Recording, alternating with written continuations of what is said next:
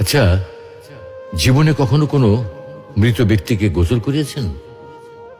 যদি কখনো সুযোগ হয় তাহলে সেই মৃত ব্যক্তিকে গোসল করাবেন। তখন খুব কাছ থেকে দেখবেন মৃত মানুষের দেহটা কতটা অসহায় লাগে, মৃত্যুর পরে মানুষের দেহ কতটা ভয়ের কারণ হয়ে দাঁড়ায়। সুযোগ পেলে রাতে লাশটা পাহারা দেবেন, তখন বুঝতে পারবেন প্রিয় মানুষটার লাশ রাতের বেলায় আপনার কাছে কতটা অদ্ভুত লাগে, কতটা ভয়ের কারণ হয়ে ওঠে, কতটা আতঙ্কের কারণ হয়ে যায়। সুযোগ পেলে মৃত ব্যক্তির শরীরে একটু হাত লাগিয়ে কিছুক্ষণ তার স্পর্শ নেবেন। আপনি তখন উপলব্ধির সুযোগ পাবেন এই পৃথিবীতে বিশাল প্রভা প্রতিপত্তি মৃত্যুর পরে কতটা নির্যাতনের রূপ নেয়। সুযোগ পেলে আপনজনদের লাশ কবরে নামাবেন খুব আগ্রহ নিয়ে।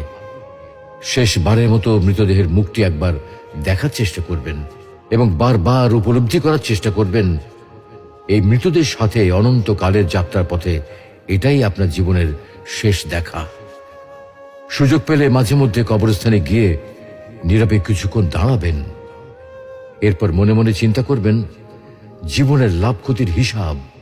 এই মৃত মানুষগুলো এই পৃথিবীতে কি করে গেছেন, কাদের রেখে গেছেন। যাদের রেখে গেছেন তারা কি কখনো এই মৃত মানুষগুলোকে স্মরণ করার জন্য কবরস্থানের আশেপাশে একটি বারের জন্য কি দেখতে আসে? আমাদের জীবনটা বড় অদ্ভুত, বৈচিত্র্যময়। আমরা এর জন্যে ওর জন্যে, ধন সম্পদের জন্যে, ঐশ্বর্যের জন্যে, বাড়ি গাড়ি টাকা পয়সার জন্যে কত না মায়া দেখাই, আগ্রহ দেখাই, আরো চাই আমাদের। অথচ এই জীবনে আমরা মৃত্যুর কথা না ভেবে, পরকালের জবাবদিহির কথা না ভেবে কিভাবে আরো সম্পদ অর্জন করতে পারি সেই চিন্তায় বিভোর থাকি।